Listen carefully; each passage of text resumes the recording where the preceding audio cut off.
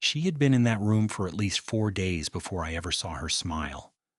I know because I had been watching, not the way people watch strangers they find interesting, but the way you watch someone when you are lying in a hospital bed with nothing to do and a window onto a corridor that doubles as a quiet theater of human behavior.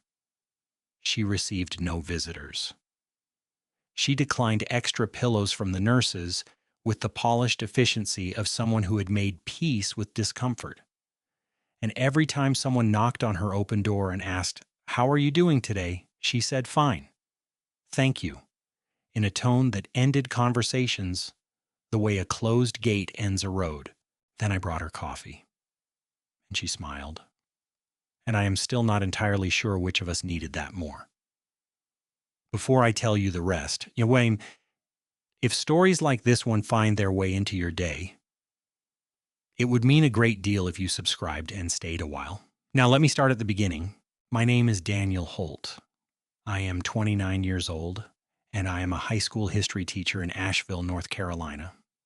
I teach juniors and seniors the kind of history that makes them argue with each other and occasionally with me, which I consider a sign that the lesson worked. I had been single for about 14 months when I landed in Memorial Ridge Hospital. 14 months after a 3-year relationship quietly disassembled itself over a disagreement about the future that turned out to be a disagreement about the present and, on reflection, about most of the past as well. I had not been looking for anyone. I want to be honest about that. I was not lonely in the dramatic sense. I was just someone who had grown accustomed to his own company and had stopped noticing when that company became insufficient. I came to the hospital because of my appendix, which had decided, on a Tuesday morning in late October, that it had fulfilled its evolutionary purpose and would now like to be removed immediately. The surgery was straightforward. The recovery, my surgeon explained, would take longer than I expected and shorter than I feared, which I later realized was a sentence designed to mean nothing while sounding reassuring. I was admitted to room 412 and told I would likely be there for 3 to 4 days. The room directly across the corridor was room 415. Her name was Simone Vásquez. I did not know that yet on the first day. I knew only what I could observe from my bed, that she was roughly my age, maybe a few years younger, with dark hair pulled back in a braid that grew less tidy as the days passed in the particular way hospital stays disorganize a person. Her left arm was immobilized from the elbow down in a rigid splint, something involving her wrist, I gathered, from the angle at which it was wrapped and the careful way she moved everything else around it. She worked on her laptop one-handed with a speed that impressed me and a focus that discouraged interruption. No one came. This is the thing I kept returning to those first couple of days. I had visitors, my younger brother Marcus, who showed up the first evening with a duffel bag of things I hadn't asked for and a detailed account of everything wrong with hospital parking. My colleague and closest friend Pete came twice, both times with coffee from the good place on 5th Street because Pete understood priorities. My department chair sent a card. A former student dropped off a paperback. The room around me accumulated small evidence of being known. Across the corridor, room 415 stayed quiet. No flowers on the sill. No voices carrying through the open doorway. The television stayed off. The only sound was the occasional click of her keyboard, and once, very late on the second night, when I happened to be awake, something that might have been a long exhale pressed against a great deal of self-control. On the third morning, I decided to do something about the coffee situation, not about her. I want to be clear about my own motives, which were not particularly noble at the time. I had been awake since 5 because hospital silence is paradoxically very loud, and I had already read everything on my phone worth reading. My doctor wanted me walking the corridor 3 times a day to prevent clots. The nurse's station at the far end had a coffee machine that my brother, on his second visit, had described as technically legal. I needed a reason to walk, and I needed coffee. And across the hall was a woman who had neither smiled nor been brought anything by anyone. And those 3 facts arranged themselves into a decision before I had consciously made one. I asked the day nurse, a calm and practical man named Roy, whether the woman in 415 had any dietary restrictions he was aware of. Roy looked at me over his clipboard. You planning to bring her something? I was going to get coffee anyway. Her name is Simone Vásquez, Roy said. No dietary restrictions on file. She takes it black. He paused. How did you know she wasn't getting any? Her door has been open the whole time I've been here. Roy looked toward 415. Yeah, he said, in the tone of someone confirming a thing he had already noticed and been quietly troubled by. It has. I walked to the machine, bought 2 cups, and carried them across the hall. She looked up the moment I stopped in the doorway, not startled, more like someone who had already calculated the distance of approaching footsteps and knew exactly when they would arrive. Her eyes were a very dark brown, alert and careful, and they moved from my face to the 2 cups to my face again in about 2 seconds. Can I help you? She said. Her voice was even, not unfriendly, just perfectly calibrated to give nothing away. I got an extra, I said, holding out one of the cups. The machine is unreliable. Sometimes it gives you 2. She looked at the machine down the corridor, which required a separate button press for each cup, visible from where she sat. No, it doesn't, she said. I appreciated that she didn't pretend not to notice. No, I said, it doesn't. A pause. She assessed me with the calm thoroughness of someone who had learned to be careful about what she accepted from people she hadn't chosen to know. I don't need anyone feeling sorry for me. That's useful information, I said. Because Roy told me you take it black. And honestly, that tells me you're someone who makes decisions and sticks to them, which is not a quality I typically associate with someone who needs pity. The careful expression held for another moment, then something shifted. Not a smile yet, not quite, but the set of her mouth changed, as if a sentence she had been prepared to say had been quietly retired. Roy told you how I take my coffee, she said. He seemed to think it was relevant. He was not wrong. She reached out with her uninjured arm and took the cup. Our hands didn't touch. Thank you. The temperature's the best thing about it, I said. Everything else is negotiable. She took a sip and made a small, involuntary expression. Not disgust, more like resigned confirmation. That is extraordinarily bad coffee. I did warn you. You said the temperature was the best part. I assumed that was humility. It was honesty, I said. I've been here 3 days. Humility left on the second afternoon. She looked at me over the rim of the cup, and there it was. Brief, contained, over in under 2 seconds, but unmistakable. A smile. The first one I'd seen from her in the entire time. I had been in room 412, and it changed her face so completely that I had the peculiar sensation of having met a different person entirely. Not a stranger replacing the woman I'd been observing. More like the woman I'd been observing stepping briefly out from behind her own careful management. Room 412, she said. Daniel Holt. Simone Vásquez. She looked down at the cup. Room 415. I returned to my room. I sat on the edge of my bed. Across the corridor, through the open doors of both our rooms, I could hear Simone set the cup down on her bedside table and after a moment returned to typing. I did not read too much into this. I was a history teacher. I was also a person who had, 14 months earlier, learned the cost of assuming that what you saw was the complete picture. I told myself the coffee was simply a neighborly gesture in an environment that was short on neighborliness. And that was all it needed to be. But I bought 2 cups the following morning, and I crossed the corridor again, and this time she had moved her visitor's chair away from the wall and left it at a slight angle toward the door. She did not say you can sit down. She said the chair is there if your corridor walk needs a rest stop, which was, I would come to understand, Simone's way of offering things while maintaining the position that she was not offering anything. I sat down. I handed her the coffee. She accepted it without asking why I had come back. We talked for 40 minutes.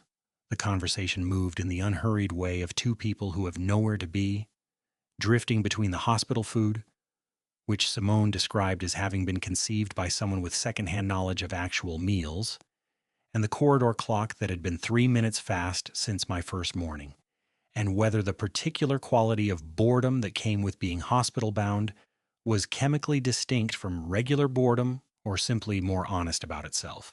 "What do you do?" she asked, after a nurse had come and gone with blood pressure readings. "I teach history, high school." She considered this. "What period?" "Depends on the year. This semester it's the 20th century, the part where everything went wrong in interesting ways. That narrows it down to roughly the entire century." "Occupational hazard," I said. "You start to see patterns. Once you know the patterns, everything looks like evidence." "Evidence. What do you teach it for?" "History." I thought about it. "Because the students who understand it stop being surprised when things repeat. Not because they predicted it, because they recognize the shape of it.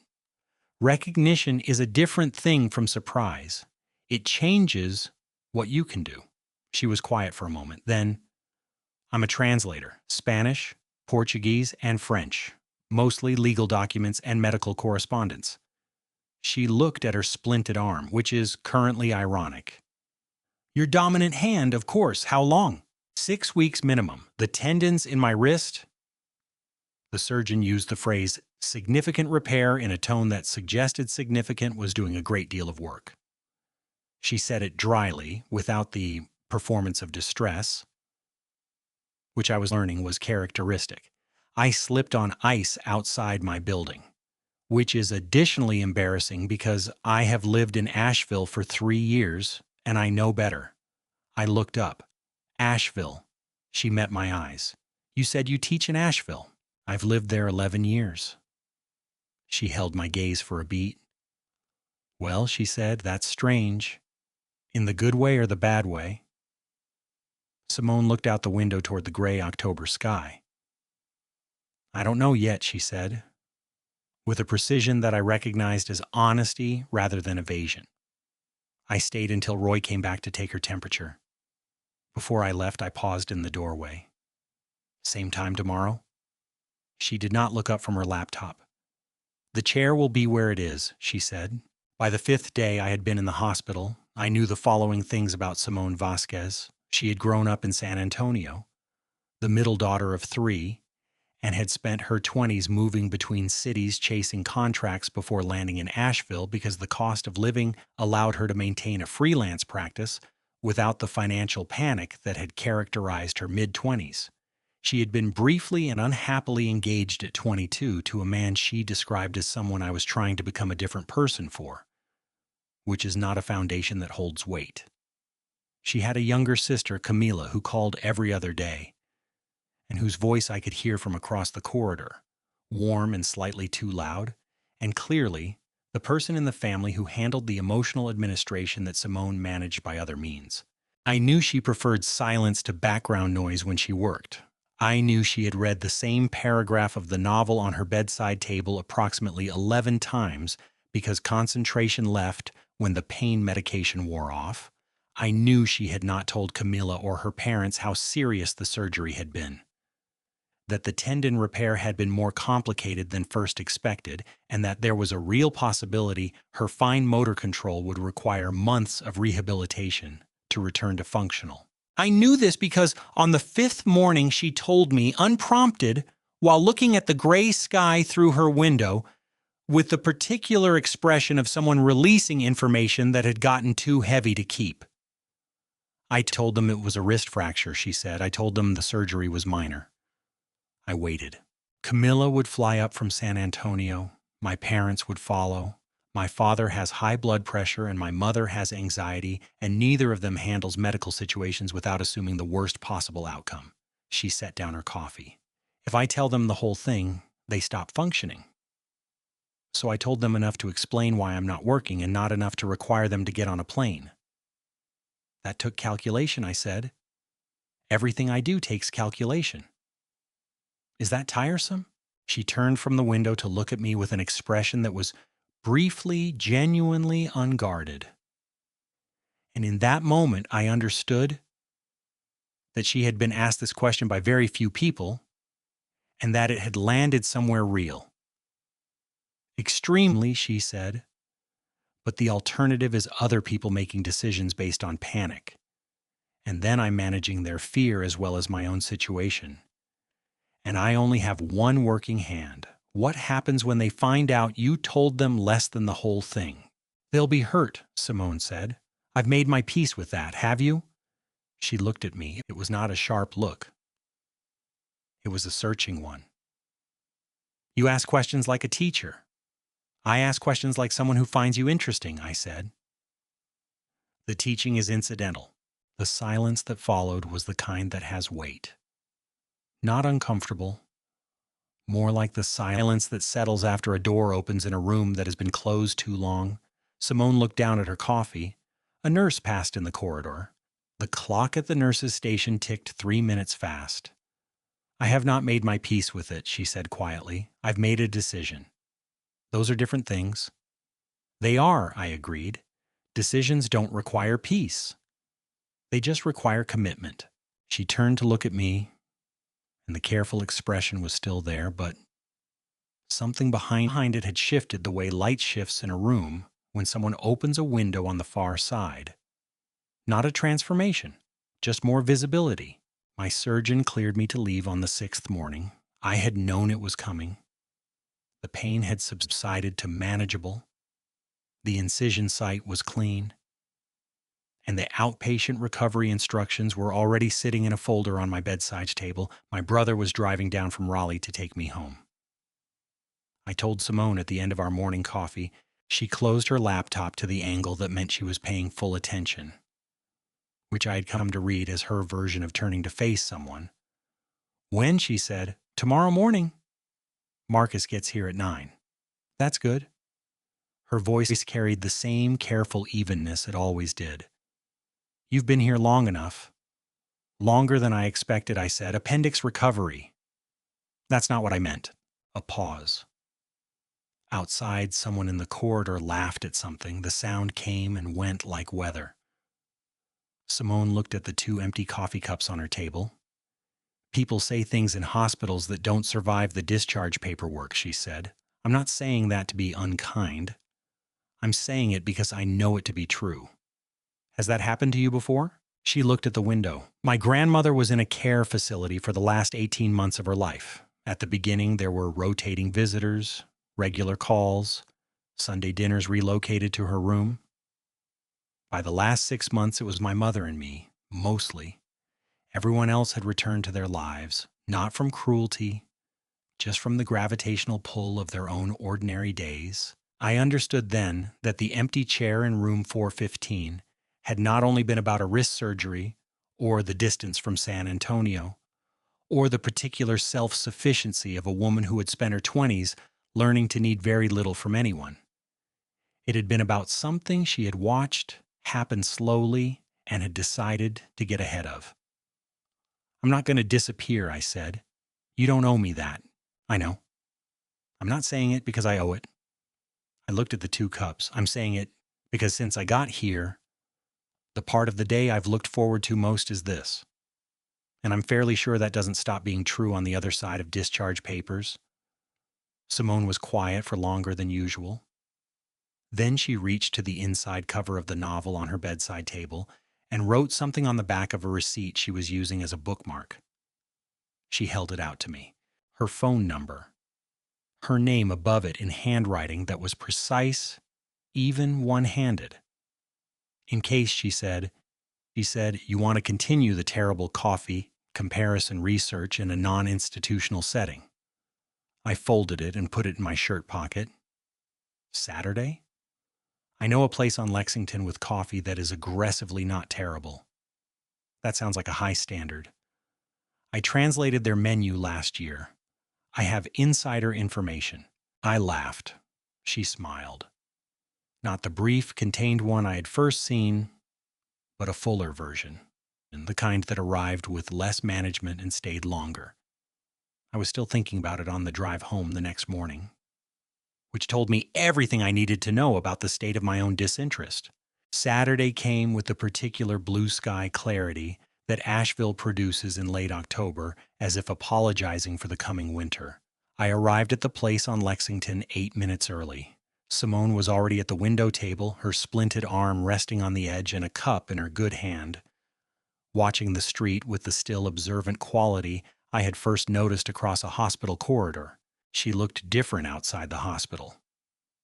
Not more relaxed. Simone was not a person who relaxed in the conventional sense, but more herself, the way things look more like themselves in natural light. She was wearing a dark green sweater, and her hair was down, and she turned when I came in with the same calm, measuring recognition she had used on my first morning in her doorway. "You came," she said. "I told you I would. People tell me a great many things." But she said it without weight, as if she were reporting a fact she had already decided not to hold against me. She nodded toward the cup on the other side of the table. "I ordered for you." I sat down and looked at the cup. A flat white. "How did you know?" "You asked Roy for the temperature when you got the hospital coffee. People who care about temperature but can tolerate bad coffee are usually flat white drinkers. The milk ratio matters to them more than the strength." I stared at her.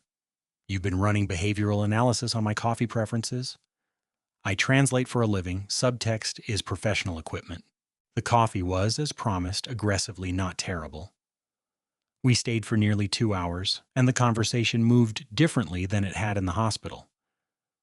Less protected. More spacious.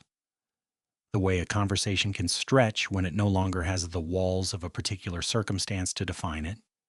She told me about the translation work she had lost during the recovery and the careful financial arithmetic of freelance life. I told her about the teaching, the particular reward of a student who came back 3 years later to say something the lesson had planted in them had finally grown into something they understood. She told me about the apartment building where she lived, a converted older complex in the River Arts District, second floor, a neighbor below who played guitar badly and with great feeling on Sunday mornings. "Does it bother you?" I asked.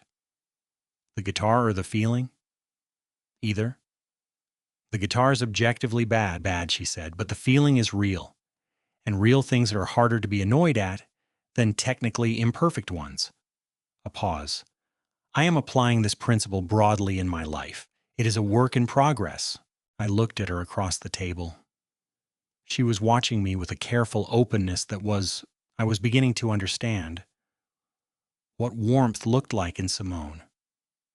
Not demonstrative, not effusive, but present in the way that mattered, which was consistently and without pretense. "What are you thinking?" she asked. "That I am very glad the appendix made its decision when it did," I said. She looked down at her cup. The corner of her mouth moved. "That is an extremely specific thing to be grateful for." "I teach history," I said. "I've learned to appreciate the contingent event." When we left, I held the door. Outside, the October light was doing its best work on the brick buildings along Lexington. We walked half a block before she stopped and turned to me. "I called Camilla last night," she said. I waited. I told her the whole thing. The tendons, the timeline, the rehabilitation estimate. She looked at her splinted arm. She cried for about 4 minutes and then immediately began researching physical therapists in Asheville with a ferocity that I found alarming. "How did that feel?" I asked, telling her the whole thing. Simone considered the question with her full attention. "Lighter," she said, as if the word surprised her. "Considerably lighter." "Decisions and peace," I said. She looked at me. "Are different things," she finished. "I know. I'm working on closing that gap." I walked with her to her car. Before she got in, she looked up at me with the direct, unmanaged steadiness that I had come to understand was her version of letting someone close. "Wednesday," she said, "I'll bring food. You don't know what I like. I know you described hospital soup as an interpretive gesture toward nutrition. That rules out at least half the options." She got in the car and through the window I saw her smile, the full one, the ungoverned one, before she looked away and started the engine. The weeks that followed established a shape that neither of us announced or formalized. Wednesdays, I brought dinner to her apartment. Saturdays, we met on Lexington. On the occasional Thursday evening, when my lesson planning ran late and her rehabilitation exercises had worn out her patience, we talked on the phone for 40 minutes about nothing that required particular explanation. Recovery for Simone was not linear, which she found intellectually acceptable and personally maddening. There were weeks when her occupational therapist reported real progress, grip returning, fine motor sequences improving, and weeks when swelling and fatigue set the timeline back in ways that she cataloged with the precision of someone accustomed to measuring everything and the frustration of someone who had discovered that certain things did not yield to measurement. I was not always the right person to be in the room during those weeks. I learned this one evening in late November when I arrived with Thai food and found her at her kitchen table surrounded by documents she had been attempting to translate with a combination of her recovering hand and voice recognition software, which had rendered a legal brief about property easements into something she described as contractually binding nonsense. "I can help," I said. "You don't speak Spanish or Portuguese or French. I can transcribe. You dictate. That is not how professional translation works. It's how getting through tonight works." She looked at me with an expression that was partly irritation and partly something else. The reluctant recognition of an offer that was genuinely useful rather than merely sympathetic. "Sit down," she said. We worked for 2 hours. I typed what she dictated, flagging inconsistencies she caught before I did, reformatting as she directed. The brief got finished. The Thai food got eaten at 11 o'clock at her kitchen table, with the documents stacked beside us, and the satisfaction of a problem solved by two people using what they each actually had, rather than what they wished they had. "You're faster than I expected," she said when we were done. "I type 40 words a minute, graded essays. That is the least romantic skill I have ever found useful. History teachers contain multitudes." She looked at the finished document, then at me. "Thank you," she said. And the simplicity of it, no qualifications, no hedges, was just the direct acknowledgement, told me something about how far we had come from the woman who had once told me, in a hospital doorway, that she did not need anyone's pity. It was not pity. It had never been pity. I thought about how to say this, and then decided that saying it at 11 o'clock over cold pad thai was unlikely to land with the weight it deserved, and that there would be better moments, and that knowing there would be better moments was itself a kind of answer to the question of where we were. The night I understood fully, not intellectually, but in the complete physical way that the body confirms what the mind has been circling, was a Saturday in December, 3 days before Camilla arrived from San Antonio for the holidays. We had gone back to Lexington for coffee and then walked, as we sometimes did when the weather allowed, through the older residential streets west of downtown where the houses were the kind that had been built to last and largely had. I had a habit of stopping to look at them, at the way the old materials held light differently than new construction, at the detail work above door frames and along porch rails, at the evidence of continuous occupation that made a building feel inhabited rather than merely standing. "You do this every time," Simone observed beside me. "Old buildings," I said. "They've survived more than whoever built them intended. There's something to learn in that. You are going to tell me this is a metaphor. Everything is a metaphor. Metaphor once you teach long enough." She looked at the house we had stopped in front of. A craftsman bungalow, maybe 1920s, with a porch light on and a wreath on the door and all the visible evidence of a life being lived inside it. "What do you learn from it?" she asked. She was asking genuinely. I could tell because her voice had dropped into the register she used when she actually wanted to know something. "That what holds isn't always what looks strongest from the outside," I said. Sometimes it's the things that were built carefully, repaired honestly, and not abandoned when they needed attention. Simone was quiet. The porch light made the old wood look warm. I turned to face her and found her already looking at me with an expression that was open in a way I had seen only a few times, the way she looked in her hospital room on the morning she told me about her grandmother, or on the sidewalk when she said lighter. And I understood that she was letting me see something she did not show most people, and that she knew I knew it, and that neither of us was going to pretend otherwise. "I'm not good at this," she said, "at letting things be what they are without managing them." "I know," I said. "I'm not good at recognizing what I have until I'm looking at the space where it was." Her dark eyes stayed on mine. The street was quiet. A car passed half a block away. Somewhere inside the bungalow, someone was living an ordinary evening. "We are an extremely reasonable pair of problems," she said. "We are," I agreed. "I think we can work with that." I reached up and tucked a strand of hair behind her ear, slowly, giving her every opportunity to retreat. And she did not retreat. She was still for a moment.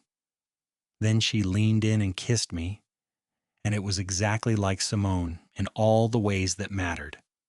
Deliberate, unhurried, entirely without pretense. When she pulled back, she kept her forehead against mine and exhaled, and for once, the exhale did not carry the sound of something being held back. "For what it's worth," she said quietly, "I moved the chair on the second morning, I know. I want you to understand that I almost didn't. I know that, too." She pulled back enough to look at me. "You are annoyingly perceptive for someone who claims to be bad at recognizing what he has." "I'm working on closing the gap," I said. She laughed, a full, unguarded laugh. And I had the same thought I'd had on the night she smiled for the first time across a hospital corridor, that it changed everything about the room. January moved into February. With the methodical indifference of a North Carolina winter, Simone's rehabilitation progressed to the point where she returned to full-time translation work in the middle of January. And I watched her return to herself professionally with the same satisfaction I imagined structural engineers felt when a building they'd assessed was cleared for occupancy. She worked hard. She negotiated a new contract with a legal firm in Charlotte. She cooked elaborate dinners one-handed on the evenings she felt strong and accepted takeout without comment on the evenings she did not, which was its own kind of progress. I returned to school in January with the full semester course load and the accumulated student questions that had been waiting since October. Pete, who had been watching the situation from the beginning with the interested patience of a good friend, said over lunch one day, "You look different." "Appendix recovery takes time," I said. "That is not what I mean, and you know it." He was right, and I knew it. The difference was not dramatic. I had not become a different person. I had simply stopped being someone who had grown accustomed to his own company without noticing that the company had become insufficient. I was someone who now had 2 mugs on the drying rack, who had learned to make the specific kind of strong dark coffee that Simone drank in the mornings, who had gotten considerably better at the particular silence that did not require filling, the occupied kind, the purposeful kind, the kind that made a room feel inhabited rather than empty. On a Wednesday evening in late February, Simone arrived at my house for dinner and stood in my kitchen looking at the coffee machine with an expression I could not immediately read. "You replaced it," she said. "The old one was 13 years old. It made adequate coffee. It made coffee the way the hospital machine made coffee. Technically." She turned to look at me. "You bought a better coffee machine," she said slowly, "because I am here often enough that the quality matters." "I also bought the good beans," I said. "The ones from the place on Lexington." Simone set down her bag. She crossed the kitchen and stood in front of me with the directness she used when something had gotten past her careful management and she had decided to let it. "Daniel," she said, "yes, this is very good evidence that you have recognized what you have. I've been working on that." She reached up and put both hands, the recovered one and the strong one, against the sides of my face and looked at me for a long moment with all the precision and warmth and deliberate attention that I had watched across a hospital corridor from the beginning. Then she kissed me in my kitchen in the late February light, and I held on and neither of us rushed it. By March, Simone's splint was gone. By April, her occupational therapist discharged her from formal rehabilitation and told her the grip strength was at 92% and would likely reach full capacity by summer. She celebrated by translating an extremely dense international arbitration document in a single day, which she described as professionally reckless and emotionally necessary. We went to Lexington the following Saturday, same window table, same aggressively non-terrible coffee. Camilla had returned to San Antonio. Simone's parents had visited in March and had dinner at my house, and her father had spent 40 minutes asking me about the history of Asheville's older architecture with an interest that turned out to be genuine rather than polite, which I appreciated more than I knew how to express. Her mother had held Simone's hands after dinner and said something in Spanish that Simone translated for me afterward as he looks at you like he's paying attention, and had added with characteristic precision, she meant it as a compliment. It was. Pete had met Simone at a department gathering in February and reported back to me with the succinctness of someone who prided himself on accuracy. She asked me 2 questions, listened to the full answers, and then said something that was so quietly correct about a problem I've been trying to solve for 6 months that I was briefly unsettled. I like her enormously. I had known he would. At the window table on the April Saturday, Simone set down her cup and looked out at the street. The city was doing its spring best, light everywhere. The planters along the street full of new color, people moving with the unhurried ease of a morning that was asking nothing urgent. I have been thinking, she said, about the fact that my lease is up in July. She looked at me with the directness that I had learned meant she had already thought it fully through and was now presenting a conclusion rather than raising a question. And that your house has a second room you use for storage. I was quiet for a moment. I am not suggesting, she said carefully, that we make a decision before we're ready. I am suggesting that if we are ready, the logistics support it. The logistics, I said. You have good coffee now. I verified this. That was the deciding factor. It was supporting evidence. Her dark eyes were steady. The deciding factor is that the morning I moved the chair in the hospital, I was telling myself I was being practical, leaving a space available in case it was useful. She paused. I understand now that I was telling myself the practical story because the real one was harder to say out loud. What was the real one? Simone looked at her coffee cup. Then she looked at me, and there was nothing managed in her expression at all. Just the full clarity of someone who had decided that a certain door had been closed long enough. That I hoped you would come back, she said. That I had already made room. I reached across the table and covered her hand with mine. She turned it over and held on with the grip strength of someone who had worked hard to recover it. July, I said. If we're ready, I think we're ready. She looked out at the street. Then, slowly, the smile came. Not brief, not contained, not managed at all. The full one.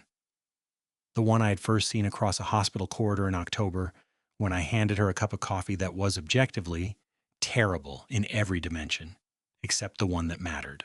I had brought her coffee because the chair beside her bed was empty and nobody had come. It was how I told the story for a long time, but it was not quite right. I had brought her coffee because something about her, the careful way she managed everything, the late light in the window, the sense of someone working very hard not to need what she needed, had made me want to offer a thing freely given and completely without condition. She had smiled. That was all. She had smiled, and the door had opened, And it turned out we had both been looking for the same thing. Not someone to fill the empty chair, but someone worth keeping the chair empty for. I have brought her coffee every morning since, not because she can't get her own. She is, as she has noted on multiple occasions, entirely capable of acquiring excellent coffee through various independent means. I bring it because every morning I carry 2 cups. I am telling the truth about something I might otherwise let go unspoken. Some stories start with a grand gesture. This one started with a button on a hospital coffee machine that I pressed twice on purpose and pretended I hadn't. I am still not sorry. I would press it 1,000 times. If this story found its way to you today, thank you for listening all the way to the end. If it gave you something, a feeling, a recognition, a reason to reach across a corridor you've been hesitating over, please consider subscribing, leaving a like, or sharing it with someone who needs to hear it. Until next time, take care of yourselves and each other.